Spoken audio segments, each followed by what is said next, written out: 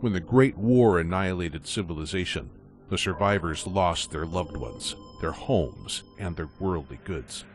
They endured a daily search for food, water, and medicine. They also had to seek out their lost identities. People have always defined themselves by the work they do, the place they live, the things they own.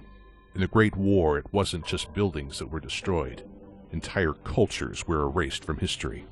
In the brutal years that followed, the survivors had to define themselves again, find meaning in their existence, or face a metaphorical loss of their humanity.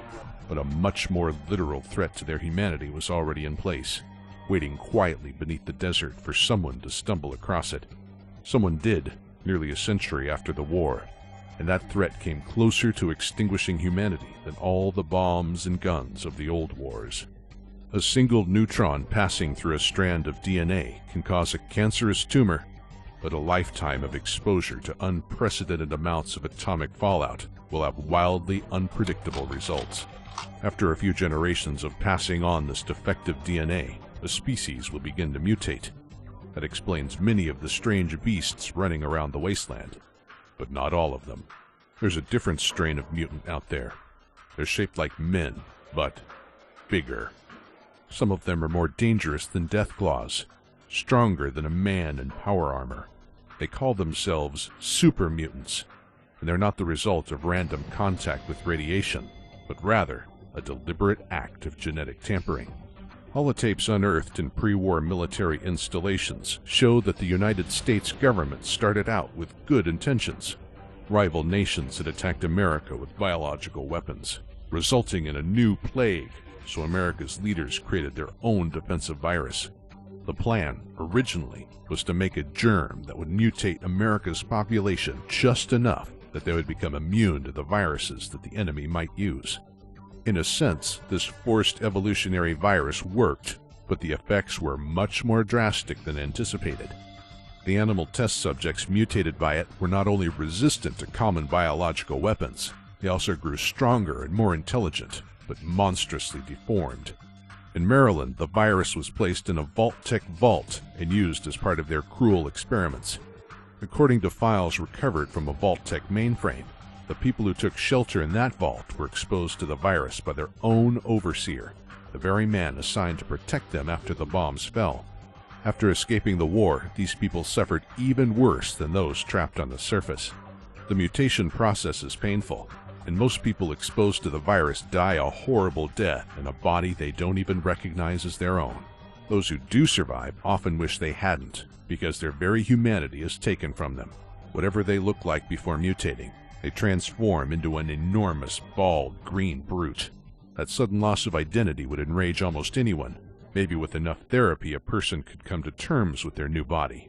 But most of the poor creatures suffered from another side effect: reduced cognitive capability. Despite the virus's potential to increase intelligence in some people, most of the super mutants on the East Coast were just plain stupid. In fact, many of their brains were too small to perform even basic autonomic functions like breathing.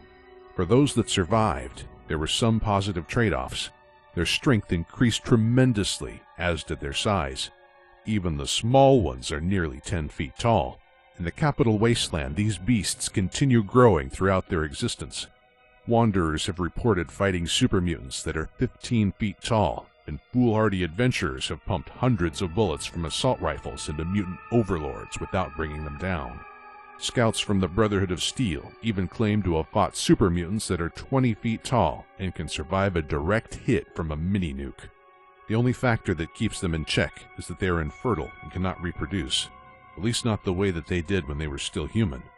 The first mutants created in that horrid vault might not have been as intelligent as the humans who created them, but they had strength and righteous fury on their side.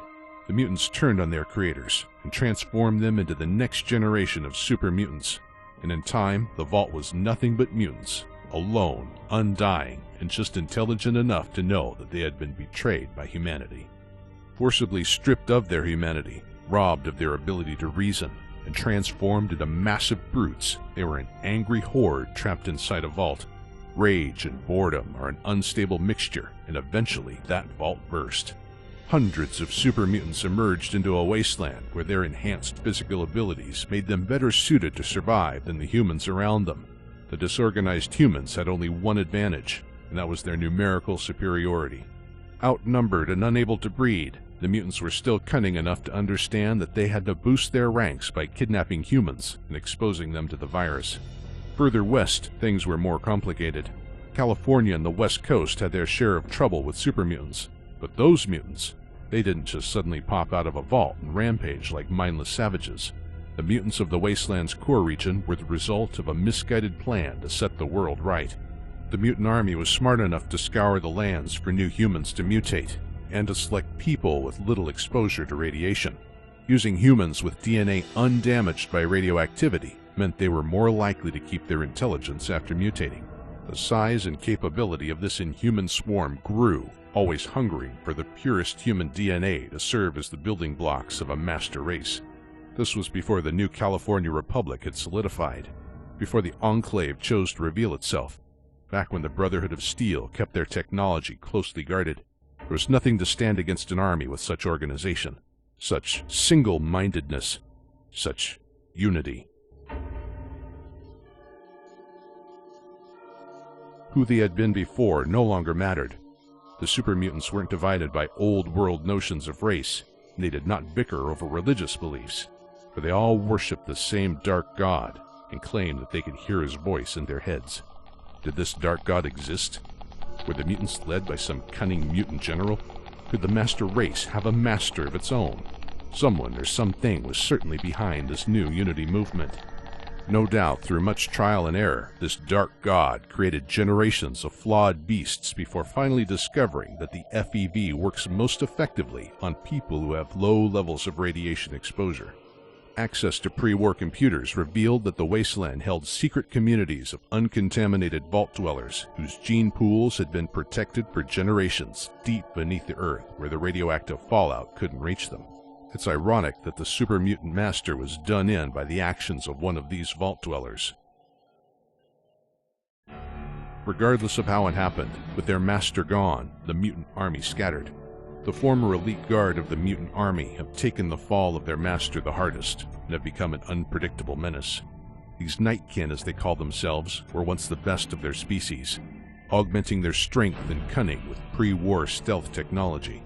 They are usually still in possession of the rare Stealth Boy devices, and use them without concern for the harmful effects of prolonged exposure. After decades of constant use, their minds have degenerated, and their skin is darkened to a distinctive gray. They're plagued by hallucinations and imaginary friends. Often their jabbering is the only sign that one is nearby. Due to their tendency to appear in unexpected places and engage in bizarre behavior, a single Nightkin can be more dangerous than a group of their green-skinned brethren.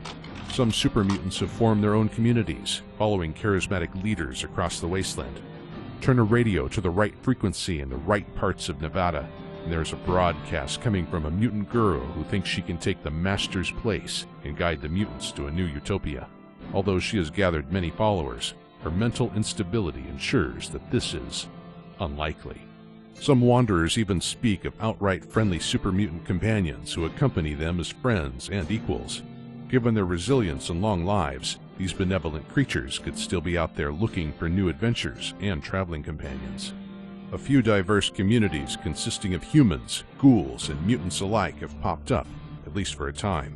Despite the best efforts to get along, it seems that differences will always reduce people to fighting among themselves. Perhaps that dark god was right, and what the Wasteland really needs is more unity.